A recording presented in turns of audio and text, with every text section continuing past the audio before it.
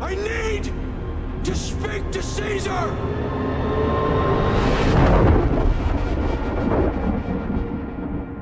The way I approached Caesar in Rise of the Planet of the Apes was very much from, unlike a character like King Kong, I always approached Caesar like a human in ape skin, in the sense that he was brought up by will and for all intents and purposes when he was a child believed he was human until his teenage. So in all the choices in terms of creating, of course you do a lot of work and research into chimpanzee behaviour and so on. But it was always, and I based him on a real chimpanzee called Oliver, who in the 1970s was he was actually a real chimp who was brought up with humans, who was known as the humanzee. People believed he was the progeny of, he was transgenic, potentially half ape, half human. Really, what Caesar is all about is empathy. He is perhaps the only character I think who can see the potential of making things from the ape side, who wants to make things work. So it was very important, I suppose, to base the character on a leader who is capable of empathy, and there aren't that many in the world, I don't think. Apes! Together! Strong! One of the most important and biggest challenges really of the whole the rehearsal process and leading up to shoot. As I say, Matt wanted to drop in at a period of time where they weren't fully evolved, where they weren't sitting around having philosophical conversations, where you still could enjoy the evolution. But with that came the challenge of course they were going to be speaking in this film, and how do you make that feel real? How does it actually, in terms of the internal logic of the piece, how does that work? So we worked very closely. All of the actors playing apes. There was a lot of improvisation. There was an ape camp, so to speak, in the sense that there was a lead up in rehearsal to working out how they would work as a group. Don't mean any harm!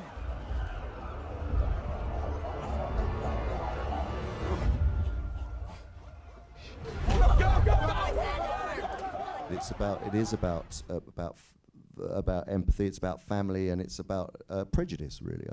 I think ultimately, prejudice on both sides, and how both sides deal with the other, and how they manage that prejudice.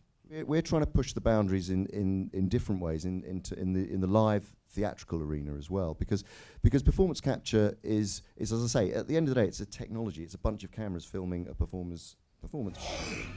Yes, family. Future.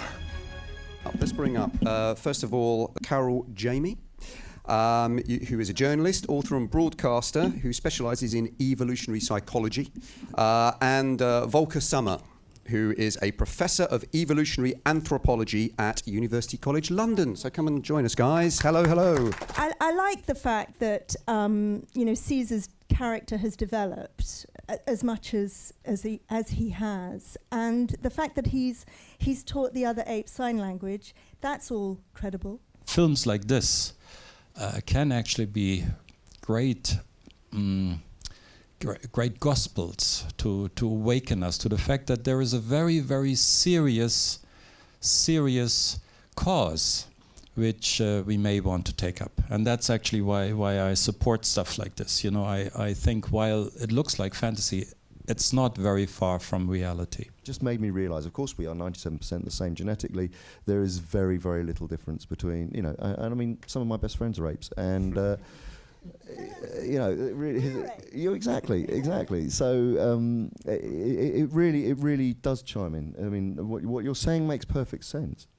One really has to point out that human societies have been studied since thousands of years, and there are records of that, while wild ape societies, since 50 years, since our famed and rightly famed Jane Goodall went out to Tanzania and started to literally live with wild apes, there are about maybe 8 or 10 groups, small communities of apes, where we know what's going on. I sort of become this de facto spokesperson for performance capture technology, mostly because I suppose I've done more than most other actors. But it has to be said that it's proliferating at a fantastic rate, and I welcome it with open arms. Thanks to the great apes that are Carol and Andy and Volker. There must be another way. Caesar!